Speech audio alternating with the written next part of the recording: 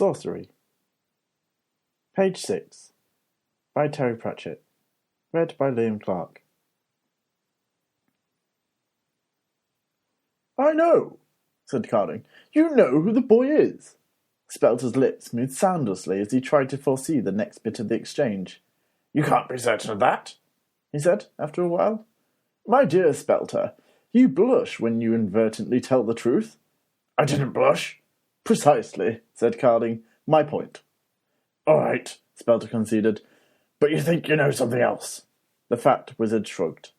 "A mere suspicion of a hunch," he said. "But why should I ally?" He rolled the unfamiliar word around his tongue. "With you, a mere 5th level. I could more certainly obtain the information by rendering down your living brain. I mean no offence, you understand. I ask only for knowledge." The events of the next few seconds happened far too fast to be understood by northern wizards, but went approximately like this. Spelter had been drawing the signs of Merrygrim's accelerator in the air underneath the table. Now he muttered a syllable under his breath and fired the spell along the tabletop, where it left a smoking path in its varnish and met about halfway the silver snakes of Brother Hushmanster's potent Aspspay, as they were spewed from Cardling's fingertips. The two spells cannoned into one another, turned into a ball of green fire, and exploded, filling the room with fine yellow crystals. The wizards exchanged the kind of long, slow glare you could roast chestnuts on. Bluntly, Carding was surprised, he shouldn't have been. 8th-level wizards are seldom faced with challenging tests of magical skill. In theory, there are only 7 other wizards of equal power, and lesser wizards is, by definition, well, lesser. This makes them complacent, but Spelter, on the other hand, was at the 5th level. It might be quite tough at the top, and it's probably even tougher at the bottom, but halfway up it's so tough you could use it for horseshoes. But then, all the no-hopers, the lazy, the sillies, and the downright unlucky, have all been weeded out, the fields cleared, and every wizard stands alone and surrounded by mortal enemies on every side. There's the pushy 4s below, waiting to trip him up. There's the arrogant 6s above, anxious to stamp out all ambition, and, of course, all around his fellow 5s, ready for any opportunity to reduce the competition a little bit. And there's no standing still. Wizards on the 5th level are mean and tough and have reflexes of steel, and their eyes are thin and narrow from staring down the length at the metaphorical last furlong at the end, of which rests the prize of all prizes, the Arch-Chancellor's hat. The novelty of cooperation had been appealing to Carding. There was worthwhile power there which could be bribed into other usefulnesses, for as long as it was necessary. Of course, afterwards, it might have to be discouraged, Spelter thought, patronage. He'd heard the term used, although never within the university, and he knew it meant getting those above you to give you a leg up. Of course, no wizard would normally dream of giving a colleague a leg up, unless it was in order to catch them on the hop. The mere thought of actually encouraging a competitor. But on the other hand, this old fool might be of assistance for a while, and afterwards, well... They looked at one another with mutual grudging admiration and unlimited mistrust. But at least it was a mistrust each one felt he could rely on, until afterwards. "His name is Coin," said Spelter. "He says his father's name is Isplore." "I wonder how many brothers he's got," said Spelter. "I'm sorry?" "There hasn't been magic like that in the university for centuries," said Carding. "Maybe for thousands of years. I've only ever read about it." "We banished an Isplore 30 years ago," said Spelter. "According to the records, he got married. I can see that if he had sons, they'd be wizards, but I don't understand how." "That wasn't wizardry. That was sorcery," said Carding, leaning back in his chair. Spelter stared at him across the bubbling varnish. "Sorcery?" "The 8th son of a wizard would be a sorcerer." I didn't know that." "It's not widely advertised." "Yes, but Sorcerers were a long time ago. I mean, the magic was a lot stronger then. Men were different. It didn't have anything to do with, well, breeding. Spelter was thinking. 8 sons. That means he did it 8 times, at least. Gosh. Sorcerers could do everything, he went on. They were nearly as powerful as the gods. There was no end to trouble. The gods simply wouldn't have allowed that sort of thing anymore. Depend upon it. Well, there was trouble because the sorcerers fought among themselves, said Carding. But one sorcerer wouldn't be any trouble. One sorcerer correctly advised, that is, by older and wiser minds. But he wants the Arch-Chancellor's hat. Why can't he have it? Spelter's mouth dropped open. This was far too much for him. Even for him. Carding smiled at him amiably. But that... It is just a symbol, said Carding. It is nothing special. If he wants it, he can have it. It's a small enough thing. Just a symbol, nothing more. A figurehead. A figure hat.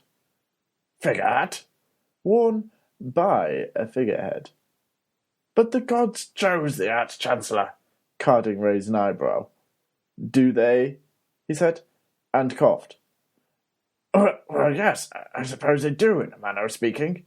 In a manner of speaking. Carding got up and gathered his skirts around him. I think, he said, that you have a great deal to learn.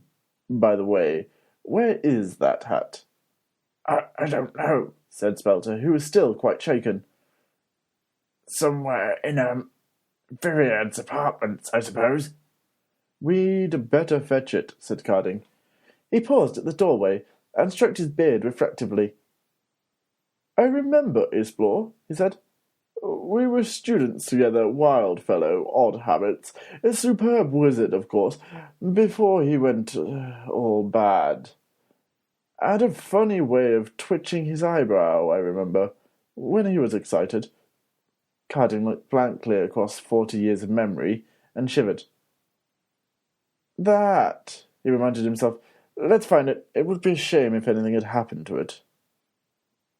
In fact, the hat had no intention of letting anything happen to it, and was currently hurrying towards the mended drum, under the arm of a rather puzzled, black-clad thief. The thief, as it will become apparent, was a special type of thief. This thief was an artist of theft.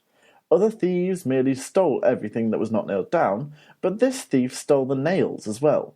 This thief had scandalized Ankh by taking a particular interest in stealing, with astonishing success, things that were in fact not only nailed down, but also guarded by keen-eyed guards in inaccessible strong rooms. There are artists that will paint an entire chapel ceiling. This was the kind of thief that would steal it. This particular thief was credited with stealing the jewelled disemboweling knife of the Temple of Offla, the crocodile god during the middle of the evensong, and the silver shoes from the patrician's finest racehorse, while it was in the process of winning the race. While Gritler Mimsy, vice president of the Thieves' Guild, was jostled into the marketplace and then found on returning home that a freshly stolen handful of diamonds had vanished from their place of concealment, he knew who to blame. This was the type of thief that could steal the initiative, the moment and the words right out of your mouth. However, it was the first time he had stolen something that not only asked it to, but in a low but authoritative voice, but gave precise and somehow unarguable instructions of how it was to be disposed of. It wasn't that cusp of the night that marks the turning point of Ankh-Morpork's busy day, when those who make their living under the sun are resting about their labours, and those who, an honest dollar by the cold light of the moon, are just getting up the energy to go to work. The day had, in fact, reached the gentle point when it was too late for housebreaking and too early for burglary. Rincewind sat alone in the crowded, smoky room, and didn't take much notice when a shadow passed over the table and a sinister figure sat down opposite him. There was nothing very remarkable about the sinister figure in this place. The Drum jealously guarded its reputation as the most stylishly disruptible tavern in Ankh-Morpork, and the big troll that now guarded the door carefully vetted customers for suitability in the way of black cloaks, glowing eyes, magic swords, and so forth. Rincewind never found out what he did to the failures, Perhaps he ate them. When this figure spoke, its husky voice came from the depths of black velvet hood lined with fur. "Best," it said. Not very," said Rincewind, who was in a state of mind where he couldn't resist it. "But I am working on it." "I'm looking for a wizard," said the voice. It sounded hoarse with the effort of disguising itself, but then again it was nothing unusual in the drum. "Any wizard in particular?" Rincewind said guardedly. People could get into trouble out this way. "One with a keen sense of tradition, who would not mind taking risks for high rewards," said the other. It appeared to be coming from a round black leather box under the stranger's arm. "Ah," said Rincewind. "That narrows it down a bit, then. Does this involve a perilous journey into the unknown and probably dangerous lands?" "It does, as a matter of fact." "Encounters with exotic creatures?" Rincewind smiled. "Could be. Almost certain death?" "Almost certainly." Rincewind nodded and picked up his hat. "Well, I wish you every success in your search," he said. "I'll help myself, only I'm not going to." What? "Sorry, I don't know why, but the prospect of certain death in unknown lands at the claws of an exotic monsters isn't for me. I've tried it, and I couldn't get a hang of it. Each their own, I say. That's what I say, and I was cut out for boredom." He rammed his hat on his head and stood up a little unsteadily. He reached the foot of the steps leading it into the street when a voice behind him said, "A real wizard would have to accept it." He could have kept going.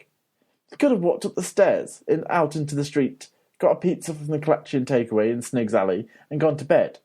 His history would have been totally changed, and in fact would also have been considerably shorter, but he would have got a good night's sleep, although, of course, it would have been on the floor. The future held its breath, waiting for Rincewind to walk away. He didn't do this for 3 reasons. One was alcohol, obviously. One was the tiny flame of pride that flickers in the hearts of even the most careful coward. But the third was the voice. It was beautiful. It sounded like wild silk looks. The subject of wizards and sex is a complicated one, but it has already been indicated it does. In essence, boil down to this. When it comes to wine, women, and song, wizards are allowed to get drunk and croon as much as they like. The reason given to young wizards was that the practice of magic is hard and demanding, and incompatible with sticky and furtive activities. It was a lot more sensible, they were told, to stop worrying about that sort of thing and really get to grips with Woodley's occult primer instead. Funnily enough, this didn't seem to satisfy, and young wizards suspected that the real reason was that the rules were made by old wizards with poor memories. They were quite wrong, although the real reason had been long forgotten. If wizards were allowed to go around breeding all the time, there was a risk of sorcery. Of course, Rincewind had been around a bit, and had seen a thing or two, and had thrown off his early training to such an extent that he was quite capable of spending hours at a time in woman's company without having to go off for a cold shower and a lie down. But that voice would make even a statue get off its pedestal for a few brisk laps of the playing field and 50 press-ups. It was a voice that could make "good morning" sound like an invitation to bed. The stranger threw back her hood and shook out her long hair. It was almost pure white. Since her skin was tanned, golden, the general effect was calculated to hit the male libido like a lead pipe. Rincewind hesitated, and lost a splendid opportunity to keep quiet. From the top of the stairs came the thick trolley's voice. "Yeah, I thought you could go through there." She sprang forward and shoved around by the box into Rincewind's arms. "Quick, you must come with me," she said. "You're in great danger." "Why?"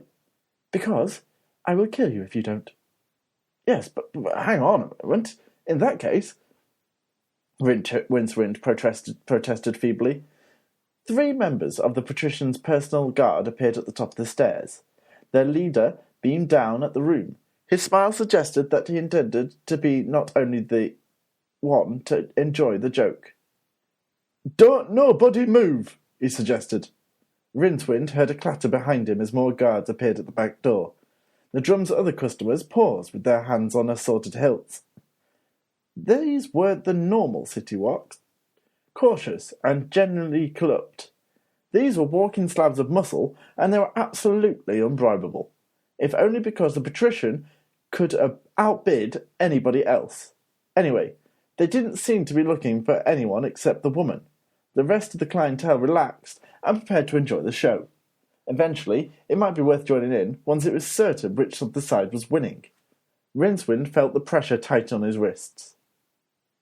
"Are you mad?" he hissed. "This is messing with the man." There was a swish as the sergeant's shoulder suddenly sprouted a knife hilt. The girl spun around and with surgical precision planted a small foot in his groin of the first guard through the door. 20 pairs of eyes watered in sympathy. Rincewind grabbed his hat and tried to dive under the nearest table, but the grip was steel. The next guard to approach got another knife in the thigh. She then drew a sword like a very long needle and raised it threateningly. "Anybody else?" she said. One of the guards raised an eyebrow. "And a crossbow." The librarian, sitting hunched over his drink, reached out a lazy arm like two broom handles strung with elastic and slapped him backwards. The bolt rebounded from the star on Rincewind's hat and hit the wall by a respected producer who was sitting 2 tables away. His bodyguards threw another knife, which just missed a thief across the room, who picked up a bench and hit 2 guards, who struck out at the nearest drinkers. After that, one thing sort of led to another, and pretty soon everybody was fighting to get something, either away, out, or even. Rincewind found himself pulled relentlessly behind the bar. The landlord was sitting on his money bags under the counter with 2 machetes crossed on his knees, enjoying a quiet drink. Occasionally, the sound of breaking furniture would make him wince. The last thing Rincewind saw before he was dragged away was the librarian. Despite looking like a hairy rubber sack of water, the orangutan had the weight and reach of any man in the room, and was currently sitting on the guard's shoulders and trying with reasonable success to unscrew his head. Of more concern to Rincewind was the fact that he was being dragged upstairs. "My dear lady," he said desperately, "what do you have in mind?" "Is there a way on the roof?" "Yes. What's in the box?" "Shh!" She halted at the bend in the dingy corridor, reached into a belt pouch and scattered a handful of small metal objects on the floor behind them. Each was made of 4 nails welded together so that however things fell, one was always pointing upwards. She looked critically at the nearest doorway. "You haven't got about 4 feet of cheese wire on you, do you?" she said wistfully. She'd drawn another throwing knife and was throwing it up and catching it again. I don't think so," said Rincewind weakly. "Pity. I've run out. Okay, come on." "Why? I haven't done anything." She went to the nearest window, pushed open the shutters, and paused with one leg over the sill. "Fine," she said over her shoulder. "Stay here and explain it to the guards." "Why are they chasing you?" "I don't know." "Oh, come on, there must be a reason." "Oh, there's plenty of reasons. I just don't know which one." "Are you coming?" Rincewind hesitated. The patrician's personal guard was not known for its responsive approach to community policing, preferring to cut bits off instead. Among the other things they took a dim view of was, well, basically people being in the same universe. Running away from them was likely to be a capital offence. "I think maybe I'll come along with you," he said gallantly. "A girl can come to harm all alone in this city."